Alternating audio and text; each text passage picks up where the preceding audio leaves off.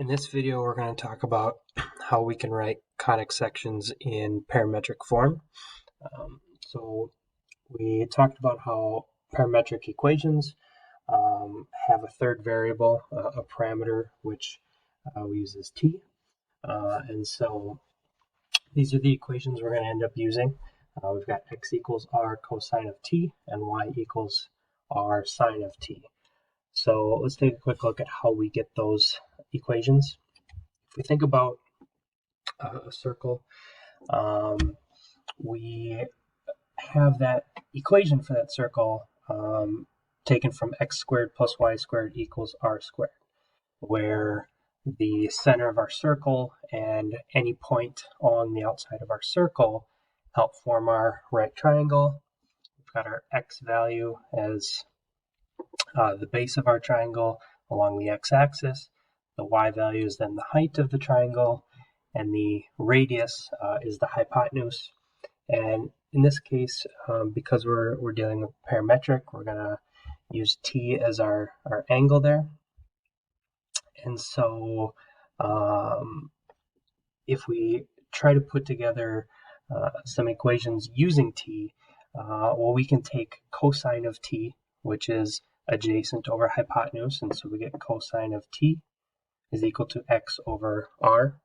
And traditionally, we've seen this as just theta as our angle, and so that's something we might be familiar with. Cosine of theta equals x over r. We're just using t instead. If we do the same thing with sine, we take sine of t is equal to opposite y over hypotenuse r, so sine of t equals y over r.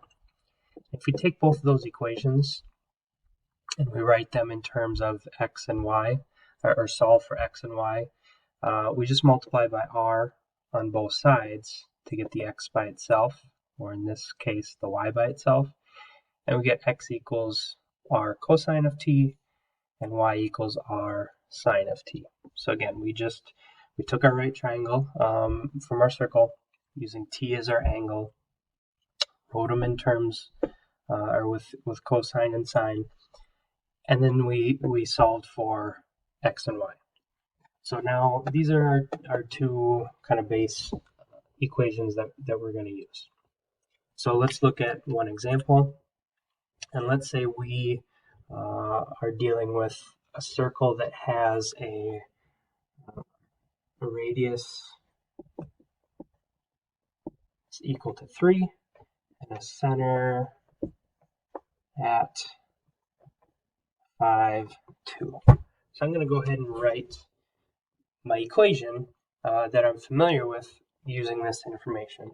So if we're shifted to the right 5, now that's got to be x minus 5 squared. And we're shifted up 2, so that's going to be y minus 2. Okay, and then our radius is 3, so we have to square our radius. We get that equal to 9. Okay, so here's our equation for a circle with this information here. So now we're going to go ahead and use our parametric equations and set those up, and then when we go to eliminate the parameter, hopefully we end up with this same equation.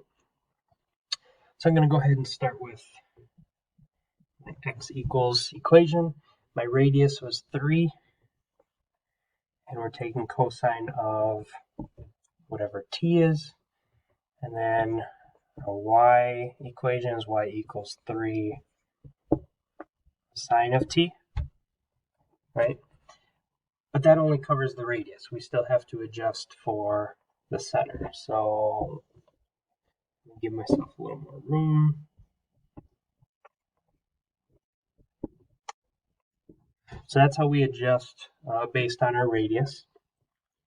But we've shifted to the right 5, and so in this equation here, that goes inside the parentheses with the x, and we have to do the opposite. Just like with most other functions, when we have a horizontal shift, we have to put that value on the inside with that x term, and we have to do the opposite. Well, in this case, x is by itself over here, x isn't on the right side, and if we were to put something inside in this equation, it would be with the t. Well, we're still shifting horizontally. It's still a change with our x, and so in this case, we actually just do plus 5, and then with our y equals, because we're shifting up 2, we do plus 2. So those are a little bit simpler changes to our equations when we've got a horizontal or vertical shift. It's just going to be the same exact number that we see there for our center. All right, so now we need to go ahead and solve for t, and then try to combine our equations and eliminate our parameter. So with my x equals equation, I'm going to subtract the 5.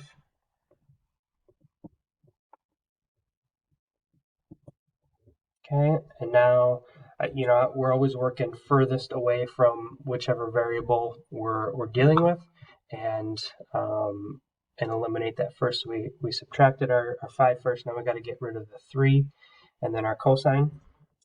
So we're going to divide by 3. And now to get rid of cosine, I know I need to do inverse cosine to get t, but I'm just going to leave this like this for now. If I were to do the same with y, I end up with y minus 2, and I'm also dividing by 3, and that's equal to sine of t. Okay. And now going back to our equation up here, we know that sine squared plus cosine squared is equal to 1.